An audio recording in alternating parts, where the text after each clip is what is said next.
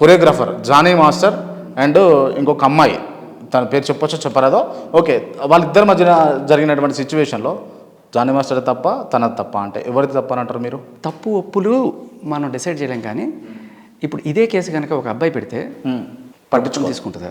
ఒక అమ్మాయి నన్ను ఇలాగే హెరాస్ చేస్తుందని చెప్పి నువ్వు పోలీస్ స్టేషన్కి వెళ్తే తీసుకుంటుందా? నేను అనేది అదే, చట్టాలు ఇద్దరు పక్కనే అమ్మాయి హెరాస్ చేయడం అంటే అమ్మాయి కమిట్మెంట్ అడగడమో, లేకపోతే శేఖర్ భాష గారు మీరంటే ఇష్టం, మీతో నేను ఒక నైట్ స్టే చేయాలనుకుంటున్నాను అన్నప్పుడు మీరు పోయి కేసు పెడతారా, లేకపోతే ఆమెను తీసుకొని రూమ్కి వెళ్తారా? అది నేను ఒక, లేకపోతే మీరు ఒక రకంగా డిసైడ్ చేయొచ్చు, ఆయన ఒక రకంగా డిసైడ్ చేయొచ్చు. ఇప్పుడు జెన్యున్గా మగవాళ్ళు అనేటోళ్ళు అమ్మాయి వచ్చినప్పుడు ఆ అంశాన్ని దృష్టికి తీసుకొచ్చినప్పుడు లేకపోతే ఇగ్నోర్ చేస్తారా, లేకపోతే ప్రాసెస్ కంటిన్యూ చేస్తారా? జెన్యున్గా చెప్పండి. మగవాళ్ళు అనేది ఒక బ్రాడ్ స్పెక్ట్రమ్, ఓకే. అందరు మగవాళ్ళు ఒక రకంగా ఉంటారు. కొంతమంది కక్కుర్తిని అక్కడుకుంటారు, గోడకు మేకు కొట్టినా కూడా వాడు, లేకపోతే కర్రకి చీర కట్టినా కూడా పోయేవాళ్ళు ఉంటారు.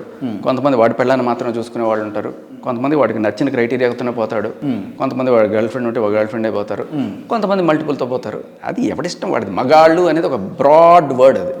సో మనం అలా డిసైడ్ చేయలేము. బట్ ఈయన పర్టికులర్గా ఈయన మ్యాటర్లో మనకు కనిపించే దాని గురించి మనం మాట్లాడచ్చు.